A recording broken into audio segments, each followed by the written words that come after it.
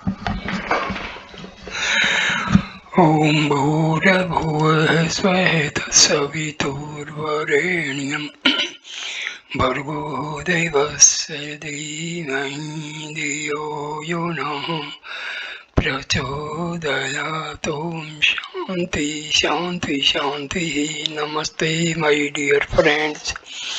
This is 21st video of Maharshi Ramana's talks.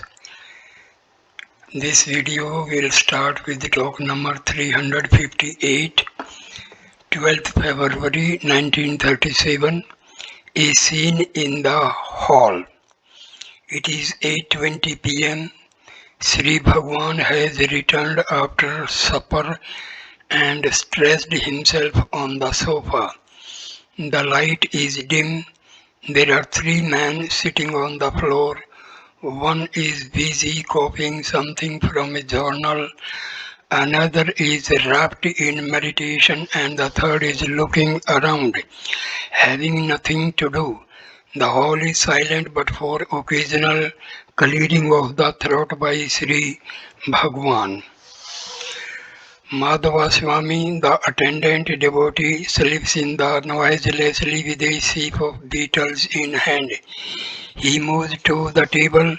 Sri Bhagwan, who is reclining on the sofa, sees him and calls out, yet kindly, Sisi, what are you doing? The attendant softly murmurs, nothing, leaves the beetle there and fumbles hesitatingly. Mercy, I do not want it. The attendant softly settles down on the floor. Sri Bhagwan, Kasturi pill, one after another every day. The bottle will be empty and more is ordered. I don't want it. A devotee skillfully blends the Ola Podrida of the day meal for the indifferent health of Sri Bhagwan. Mercy, no, it was well made. It was good. Silence but for expectoration and eructation. After a few minutes, the attendant slips out and returns with a bottle in hand, goes near Sri Bhagwan and stretches out a pill, saying, come in, seed pill. Sri Bhagwan softly murmurs, it contains lime juice. Lime juice is not good for this. One devotee, Rangaswami Iyengar, has in the meantime become wide awake from his meditation and looks on. The attendant is still holding out his hand with the pill. Sri Bhagwan continues, who is to munch it? Rangaswami Iyengar, it need not be munched. It may be kept in the mouth and sucked. The attendant hastily agrees, yes, it is only to be sucked. Mercy, give it to him. Pointing to Rangaswami Iyengar, let him munch it or suck it. I do not want it. The attendant returns disappointed and squats on the floor again, rises up. Mercy, what do you do? I do not want. The attendant moves up to the medicine chest, murmuring, Kasturi pill, it will be effective. Sri Bhagwan, I shall soon be right even without it. Do not take it out. Keep it there. I won't take it. Do what you like. The attendant again settles down and all remain silent before retiring to bed. 13th February 1937. Talk 359. All about 7:30 a.m. Sri Bhagwan was climbing up the hill after breakfast. Padananda went and prostrated, stood up and said, all right, I have had darshan, I shall return. Sri Bhagwan smilingly, who is darshan? Why don't you say that you gave darshan to me? At about 9 a.m., a devotee from Pune, Mr. Parki, saluted Sri Bhagwan and read out his Ashtaka, praying to Sri Bhagwan for grace. The piece finishes with a prayer for quick liberation. Jatiti, Jatiti, Mukti, and the devotee emphasized it. Jatiti means very fast. Mr. Mukti, Bhagwan, Maharshi, Mukti, that is liberation.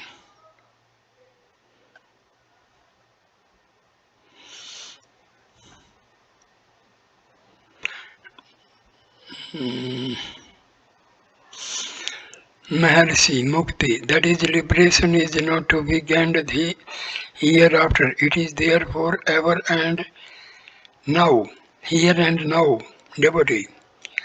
I agree, but I do not experience it. Maharshi, the experience is here and now. One cannot deny one's own self. Devotee, that means existence and not happiness. Maharshi, existence equals happiness equals being. The word mukti, liberation, is so provoking. Why should one seek it? He believes that there is bondage and therefore seeks liberation. But the fact is that there is no bondage, but only liberation. Why call it by a name and seek it? Devotee, true, but we are ignorant. Mercy only remove ignorance, that is all there is to be done. 14th February 1937, Talk 360. The aristocratic gentleman from Lucknow has written to Mr. Paul Brunton that his wife has since lost that peace of mind which she had gained by her visits to Sri Bhagwan, so he desires that Sri Bhagwan may be pleased to restore the same peace. When requested, Sri Bhagwan said, it is due to the weakness of mind that peace once gained is later lost. Talk 361. Mudaliar Swami, son of the lady who brings bhiksha every day to Sri Bhagwan, related the following interesting incident. During the time Sri Bhagwan was staying in Virupaksha cave, Sri Bhagwan and Mudaliar Swami were walking together behind the Sakandasramam site. There was a huge rock 15 feet high. It was a cleft. A girl's shepherdess was standing there crying. Sri Bhagwan asked the reason of her sorrow. She said, a sheep of mine slipped into this cleft, so I am crying. Sri Bhagwan descended into the cleft, took the sheep on his shoulder, climbed up to the surface and delivered the sheep to her. Mudaliar Swami says that it was a very remarkable feat for any human being. Talk 362. Mr. Subbaramaya, a college professor from Nellore, asked about Mukti, Maharshi. All questions relating to mukti are inadmissible because mukti means a release from bondage, which implies the present existence of bondage. There is no bondage and therefore no mukti either. Devotee, the Shastras speak of it and its grades. Maharshi, the Shastras are not meant for the wise because they do not need them. The ignorant do not want them. Only the mumukshus look up to the Shastras. That means that the Shastras are neither for wisdom nor for ignorance. Devotee, Vasishtha is said to be a Jivan Mukta, whereas Janka was a Videha Mukta. Maharshi, why speak of Vasishtha or Janka? What about oneself? There were many new visitors this day. Two of them were speaking of Ganpati Muni in Sri Bhagwan's presence.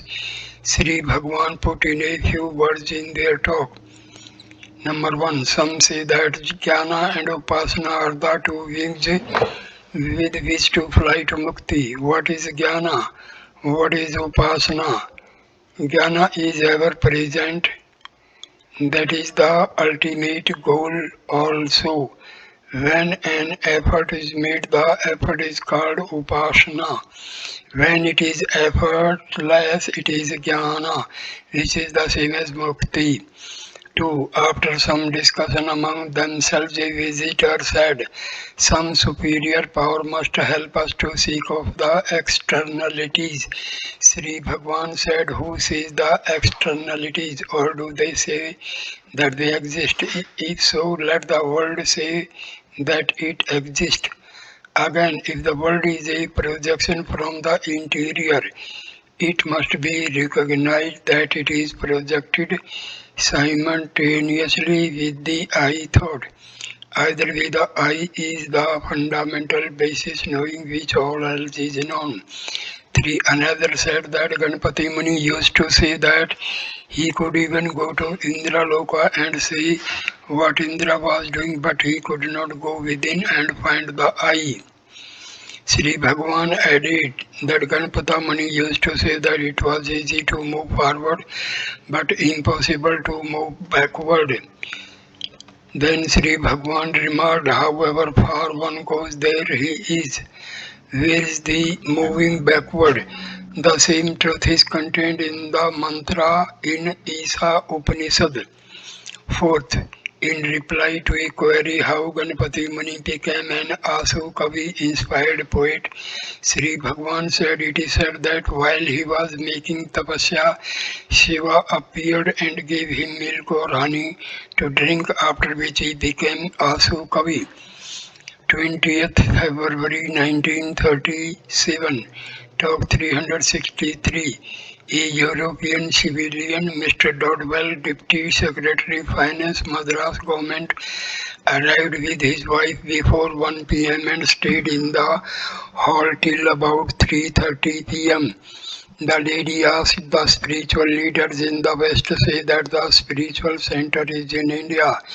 Is there any contact among the spiritual leaders in India, or in contact possible? Is contact possible between the leaders of the East and West? Maharshi, what do you mean by spiritual center?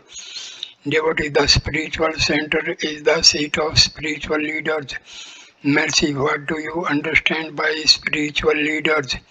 Devotee, in the West there is a crisis. Scientific knowledge is far advanced. Such knowledge is used for generating destructive forces. There is a moment for making them constructive. When thus diverted, it will be for the good of the world. The leaders of this movement are the redeemers. Maharshi, by spiritual leaders, we understand those who are spiritual as opposed to the physical. Spirit is unlimited and formless. Such too is the spiritual center. There is only one such center. Whether in the West or in the East, the center cannot differ, nor has it any locality. Being unlimited, it includes the leaders, the men, the world, the forces of destruction and of construction. There is no differentiation. You speak of contact because you are thinking of the embodied being as spiritual leader. The spiritual men are not bodies, they are not aware of their bodies, they are only spirit. Limitless and formless, there is always unity among them and all others. Nay, they comprise all. The spirit is the self. If the self is realized, these questions cannot arise at all. Mrs. Jinaraja Dasa from Adyar. Self-realization sounds so easy, but yet it is so difficult in practice. Maharshi, what can be easier? The self is more intimate than anything else. If that cannot be realized, is it easy to realize what is apart and further away? Devotee, self-realization is so illusory, how can it be made permanent? Maharshi, the self can never be illusory. It is the only reality. That which appears will also disappear and is therefore impermanent. The self never appears and disappears and is therefore permanent. Devotee, yes, true. You know that in the Theosophical Society they meditate to seek the masters to guide them. Maharshi, the master is within. Meditation is meant for the removal of ignorance of the wrong idea that he is without. If he be a stranger whose advent you await, he is bound to disappear also. Where is the use of transient being like that? However, as long as you think that you are an individual or that you are the body, so long the master also is necessary and he will appear with a body.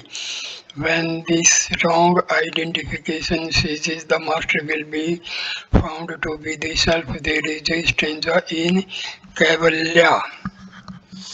My Lord, you have remained as myself within, protecting me in all my past incarnations. Now, by your grace, you have manifested yourself as my master and revealed yourself as the self.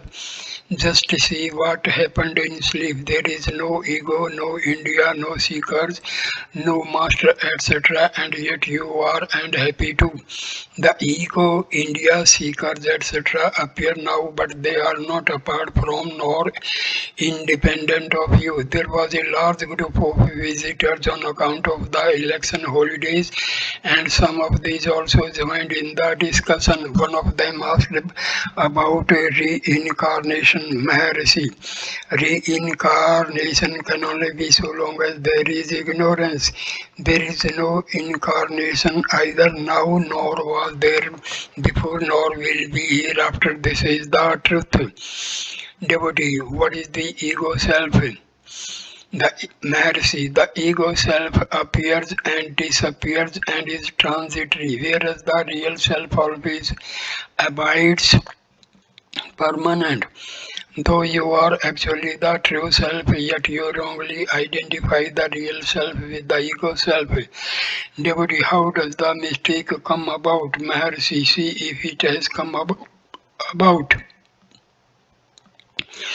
Devotee, one has to sublimate the ego self into the true self. Maharshi, the ego self does not exist at all. Devotee, why does it give us trouble? Mercy, to whom is the trouble? The trouble also is imagined. Trouble and pleasures are only for the ego. Devotee, why is the world so wrapped up in ignorance? Maharshi, take care of yourself, let the world take care of itself. See yourself, if you are the body, there is the gross world also. If you are spirit, all is spirit also. Devotee, it will hold good for the individual, but what of the rest? Maharshi, do it first and then see if the question arises afterwards. Devotee, is there avidya? Maharshi, for whom is it? Devotee, for the ego self. Mercy, yes, for the ego. Remove the ego. Avidya is gone. Look for it. The ego vanishes. The real self alone remains. The ego professing avidya is not to be seen. There is no avidya in reality. All shastras are meant to disprove the existence of avidya. Devotee, how did the ego arise? Maharshi, ego is not. Otherwise, do you admit the two selves? How can there be avidya in the absence of the ego? If you begin to inquire, the avidya which is already non-existent will be found not to be, or you will say it has fled away. Ignorance pertains to the ego. Why do you think of the ego and also suffer? What is ignorance again? It is that which is non-existent. However, the worldly life requires the hypothesis of avidya. Avidya is only our ignorance and nothing more. It is ignorance or forgetfulness of the self. Can there be darkness before the sun? Similarly, can there be ignorance before the self-evident and self-luminous self? If you know the self, there will be no darkness, no ignorance, and no misery. It is the mind which feels the trouble, misery, etc. Darkness never comes nor goes. See the sun and there is no darkness. Similarly, see the self and avidya will be found not to exist. Devotee Sri Ramakrishna and others practiced concentration. Maharshi, concentration and all other practices are meant for recognizing the absence, that is, non-existence of ignorance. No one can deny his own being. Being is knowledge, that is awareness. That awareness implies absence of ignorance. Therefore, everyone naturally admits non-existence of ignorance, and yet why should he suffer? Because he thinks he is this or that. That is wrong. I am alone is and not I am so and so, or I am such and such. When existence is absolute, it is right. When it is particularized, it is wrong. That is the whole truth. See how each one admits that he is. Does he look into a mirror to know his being? His awareness makes him admit his existence or being, but he confuses it with the body, etc. Why should he do so? Is he aware of his body in his sleep?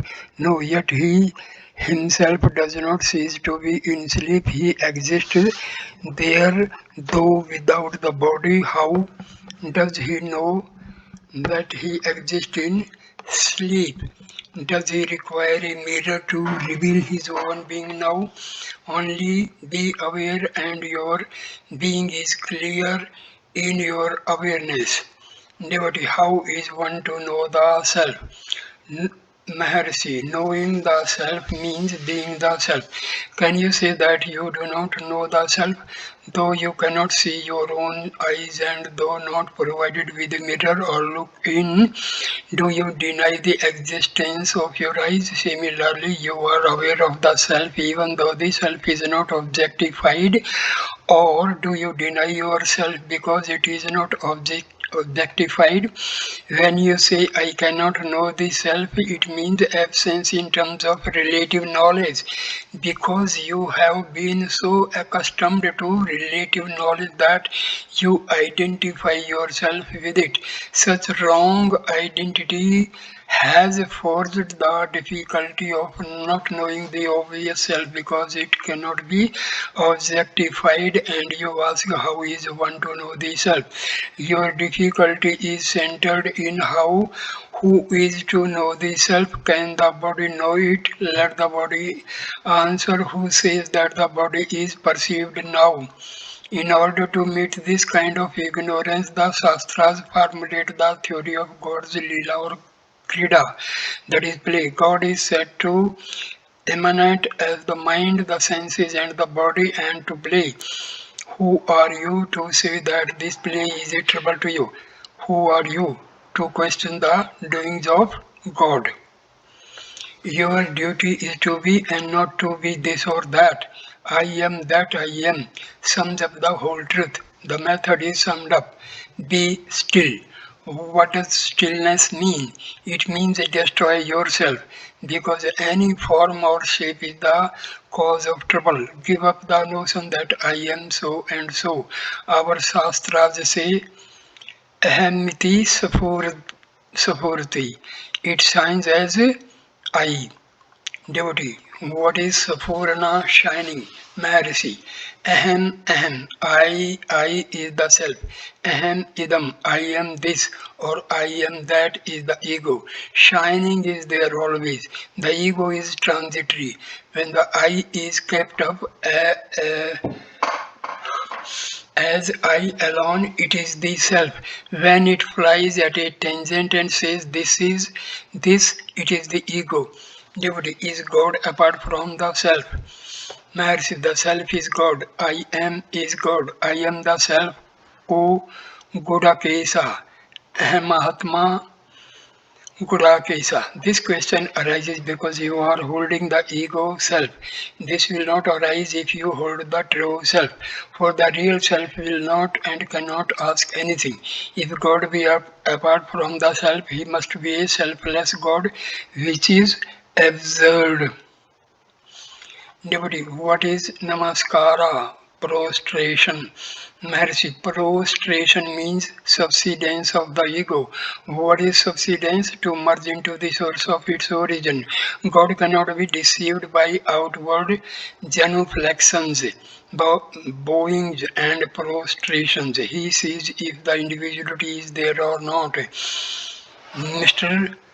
Shamanna, is there a sixth sense to feel I am? Mercy, do you have it in your sleep? There is only one being functioning through the five senses. Or do you mean that each sense is independent of the self and there are five selves admitting of a sixth to control them? There is a power working through these five senses. How can you deny the existence of such power? Do you deny your existence? Do you not remain even in sleep where the body is not perceived? The same I continue to be now. So we admit our existence whether there is the body or not. The senses work periodically, their work begins and ends. There must be a substratum on which their activities depend.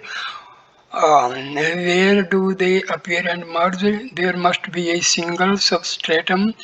Who are you to say that the single unit is not perceived? It is an admission of its being single, for you say that there is no second one to know it.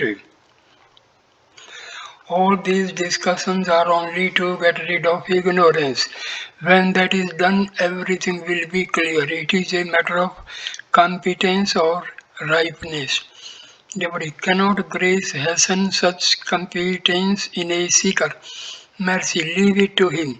Surrender unreservedly. One of two things must be done. Either surrender because you admit your inability and also require a high power to help you, or investigate into the cause of misery, go into the source and merge into the self. Either way, you will be free from misery. God never forsakes one who has surrendered. Mamekam Sarnam Varja. Devotee, what is the drift of the mind after surrender? Mercy, is the surrendered mind raising the question? Laughter. Talk number 364. The Nellore professor asked about Visvarupa Darshana. Maharshi, Visvatma Darshana is Visvarupa Darshana, that is the universal self of the cosmic self is the cosmos. Sri Krishna started the discourse in chapter 2 saying, I have no form. In chapter 11 he says, see my form as the universe. Is it consistent? Again he says, I transcend the three words, but Arjuna sees the three words in him. Sri Krishna says, I cannot be seen by man, gods, etc. Yet Arjuna sees himself and the God in him. No one could see, and yet Arjuna was endowed with divine sight to see him. Does it not look a maze of contradictions? The answer is that the understanding is wrong. Sathula drishti on the physical plane is absurd. Jnana drishti, subtle understanding, is necessary. That is why Arjuna was given Divya Chakshu, divine sight. Can such sight be crossed?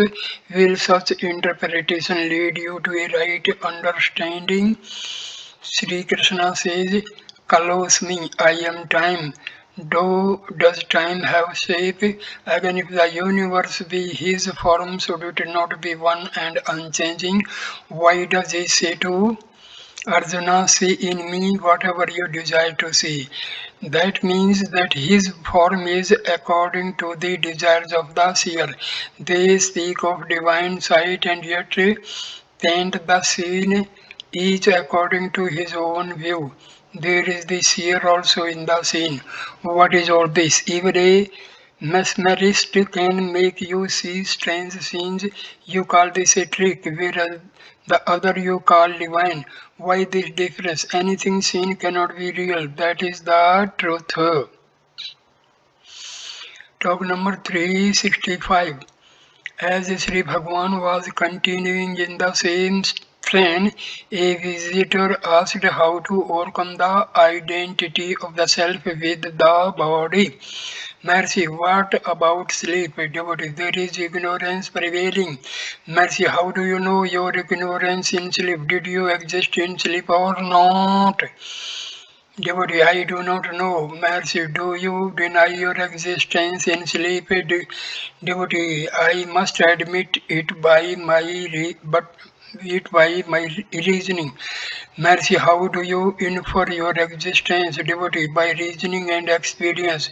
Mercy, is reasoning necessary for experience? Laughter. Devotee, is meditation analytical or synthetic? Mercy, analysis or synthesis are in the region of intellect. The self transcends the intellect.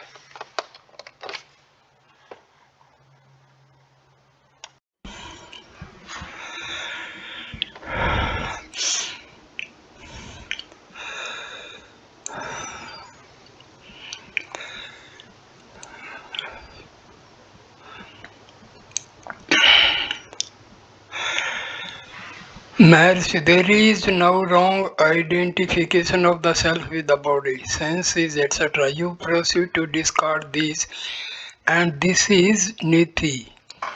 This can be done only by holding to the one which cannot be discarded.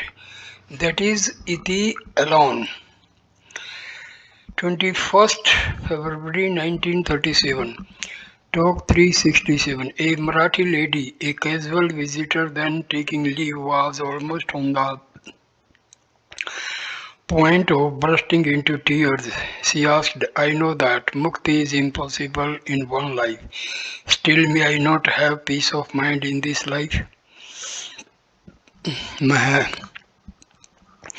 The master looked at her very kindly and said smilingly, softly, life and all else are in Burma alone. Burma is here and now. Investigate. Devotee, I am practicing meditation for a number of years, yet my mind is not steady and cannot be brought to bear on meditation. Mercy again looked steadily at her and said, do it now and all will be alright. Talk 368. A young girl of 9 or 10 whose mother is a research scholar in Sanskrit in the University of Madras, accompanied by Mr. Morris Friedman, met Sri Bhagwan in Palakothu at about 12 noon. Sri Bhagwan, as usual with him, kindly smiled on her. She asked Sri Bhagwan, why is there misery on earth? Maharshi, due to karma, devotee. Who makes karma bear fruits? Maharshi, God. Devotee, God makes us do karma and gives bad fruits for bad karma. Is it fair? Sri Bhagwan almost laughed and was very pleased with her. Later he was coaxing her to read something on returning to the hall. Since then he is watching her. 22nd February 1937, talk number 369. A Marathi gentleman and wife past middle age are on a visit here. They are quiet and simple. Both of them tearfully took leave, and the gentleman even sobbed out a prayer for Sri Bhagwan's grace. Sri Bhagwan gazed at them and with his lips parted, showing the row of white teeth. His eyes also had a tear in them. Talk 370. Sri Bhagwan was in the cattle shed. People were working and he watched their work for a short time. Then someone came and said that a large number of visitors were waiting in the hall. Sri Bhagwan in his calm way said, yes, yes, you do your work, let me go for mine. People are waiting for me, let me go. Then he left the place. Talk 23rd February 1937, talk number 371. There was a group of three middle-aged Andhras on a visit to Sri Bhagwan. One of them kneeled and asked, I am performing at yoga, namely Basti, dhoti, niti, etc. I find a blood vessel hardened in the ankle. Is it result of yoga? Maharshi, the blood vessel would have hardened under any circumstances. It does not trouble you as much now as it would otherwise. Hatha yoga is a cleaning process. It also helps peace of mind after leading you to pranayama. Devotee, may I do pranayama? Is it useful? Maharshi, pranayama is an aid for control of mind only. You should not stop with pranayama. You must proceed further to Pratyahara, Dharana, Dhyana, and Samadhi. Full results are reaped finally. Another of the group asked how are lust, anger, acquisitiveness, confusion, pride, and jealousy overcome. Maharshi, by Dhyana. Devotee, what is Dhyana? Maharshi, Dhyana is holding on to a single thought and putting off all other thoughts. Devotee, what is to be meditated upon? Maharshi, anything that you preferred. Devotees Shiva, Vishnu and Gayatri are said to be equally efficacious. Which should I meditate upon? Maharshi, anyone you like best. They all are equal in their effect, but you should stick to one. Devotee, how to meditate? Mercy, concentrate on that one whom you like best. If a single thought prevails, all other thoughts are put off and finally eradicated. So long as diversity prevails, there are bad thoughts. When the object of love prevails, only good thoughts hold the field. Therefore, hold on to one thought only. Dhyana is the chief practice. A little later, Sri Bhagwan continued, Dhyana means a fight. As soon as you begin meditation, other thoughts will crowd together, gather force, and try to sink the single thought to which you try to hold. The good thought must gradually gain strength by repeated practice. After it has grown strong, the other thoughts will be put to flight. This is the battle royal always taking place in meditation. One wants to rid oneself of misery. It requires peace of mind, which means absence of perturbation owing to all kinds of thoughts. Peace of mind is brought about by dhyana alone. Devotee, what is the need then for pranayama? Maharshi, pranayama is meant for one who cannot directly control the thoughts. It serves as a brake to a car, but one should not stop with it. As I said before, you must proceed to Pratyahara, Dharana and Dhyana. After the fruition of Dhyana, the mind will come under control even in the absence of Pranayama. The asanas, postures help pranayama, which helps dhyana in its turn, and practice of mind results. Here is the purpose of Hatha Yoga. Later Sri Bhagwan continued, when dhyana is well established, it cannot be given up. It will go on automatically even when you are engaged in work, play or enjoyment. It will persist in sleep too. Dhyana must become so deep rooted that it will be natural to one. Devotee, what right or action is necessary for the development of dhyana? Maharshi, dhyana is itself the action, the right and the effort. It is the most intense and potent of all. No other effort is necessary. Devotee, is not japa necessary? Maharshi, is dhyana not walk, speech? Why is japa necessary for it? If dhyana is gained, there is no need for anything else. Devotee, is not a vow of silence helpful? Mercy, a vow is only a vow. It may help dhyana to some extent, but what is the good of keeping the mouth closed and letting the mind run right? If the mind be engaged in dhyana, where is the need for speech?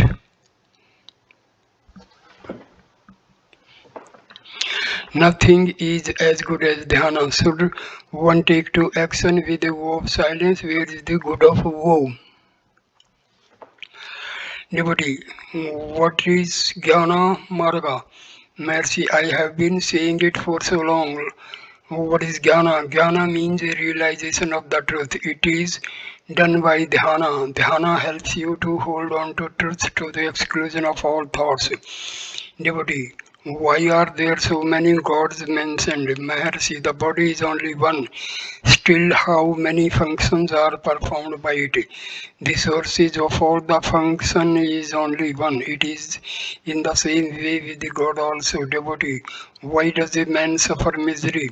Mercy, misery is due to multifarious thoughts. If the thoughts are unified and centered on a single item, there is no misery. But happiness is the result. Then even the thought I do something is absent, nor will there be an eye on the fruit of action. Top 372. Devotee, horripilation, sobbing, voice, joyful tears, etc. are mentioned in Atam Vidya Vilasa and other works. Are these found in Samadhi or before or after? Maharshi, all these are the symptoms of exceedingly subtle modes of mind virtues. Without duality, they cannot remain. Samadhi is perfect peace where these cannot find place. After emerging from Samadhi, the remembrance of the state gives rise to these symptoms. In Bhakti Marga path of devotion, these are the precursors to Samadhi. Devotee, are they not so in the path of Jnana, Maharshi? Maybe there is no definiteness about it. It depends on the nature of the individual. Individuality entirely lost, these cannot find a place. Even the slightest trace of it being present, these symptoms become manifest. Manika Vachgar and other saints have spoken of these symptoms. They say tears rush forth involuntarily and irrepressibly. Irrepressibly, though aware of tears, they are unable to repress them. I had the same experience when I was staying Virupaksha cave. Devotee, sleep state is said to be the experience of bliss, yet on recollecting it, the hairs do not stand on, and why should they do so if the samadhi state is recollected? Mercy, samadhi means sleep in waking state, Jagrat Susupti. Bliss is overpowering and experience is very clear, whereas it is different in sleep. Duty can we put it that in sleep there is no happiness nor happiness, that is, the experience is negative, not positive. Maharshi, put the recollection, but the recollection is positive. I slept happily, says the man. So there must be the experience of happiness in sleep. Devotee, does bliss consist only in the absence of unhappiness or is it anything positive? Maharshi, it is positive. Loss of unhappiness and rise of happiness are simultaneous. Devotee, can it be that the recollection of happiness in sleep is not clear and so there is no horripilation, etc.? Mercy, the bliss of Samadhi is a perfect clear experience and its recollection also is similar, but the experience of sleep is otherwise. 28th February 1937, talk number 373. As the Maharaj of Mysore had a private interview with Sri Bhagwan in the newly built bathroom from 9:15 to 9:30 am. His Highness saluted Sri Bhagwan, placing his head on Sri Bhagwan's feet and head and said, I have read Sri Bhagwan's life and long had a desire to meet him, but my circumstances are such that intentions of this kind cannot easily be carried into effect, nor can I stay here as other disciples can, considering all my limitations. While I remain here for about 15 minutes, I shall now pray only for thy grace. On departure, HS again saluted Sri Bhagwan as before and left after presenting two fine shawls and some money to the office. 13th May 1937, talk 374. HS, the Maharaja of Travancore, had an interview from 4:30 p.m. to 5:15 p.m. Their Highness the Maharaja and Maharani of Travancore, who arrived at Tiruvannamalai by 8 a.m. train, visited the ashram at 4:15 p.m. The public were excluded from the hall where Bhagwan sat. Even devotees who were daily visiting the hall were by a sad mistake excluded from the interview. The royal party was introduced to Sri Bhagwan by a retired district magistrate. Two aides de camp, the private secretary to HS, the Maharaja, some officials of the Travancore state, and an advocate of Malayapur were present. The discussion started by the district magistrate went on about manas, concentration, realization, purpose of creation, etc. Her Highness put some questions expressing her doubts, and they were all explained by Sri Bhagwan. HS, the Maharaja, also took part in the discussion. The whole conversation was in Tamil and Malayalam. During the visit of the royal family of Travancore, Her Highness appeared very cultured, vivacious, and conversant with Malayalam, Tamil, and English. Most of the questions were put by Her Highness. One of the questions was, devotee, what is the purpose of creation? Maharshi, it is to give rise to this question, investigate the answer to this question, and finally abide in the supreme, or rather the primal source of all, including the self. The investigation will resolve itself into one of quest for the self, and cease only after the non-self is shifted away and the self realized in its purity and glory. Devotee, how is the investigation to start? Maharshi, the self is plain to all and the starting also equally plain. Devotee, what is the starting point for one in my stage of development? Maharshi, each one has some method of upasana or japa. If that is pursued in all sincerity with due perseverance, it will automatically lead to the investigation of the self. The writer of these notes was not present, and the above was gathered from one of the attendants of Sri Maharshi. So I stop the video here. Thank you for watching this video, and like, comment and share the video and subscribe the channel. Thanks a lot. Namaskar, my dear friends.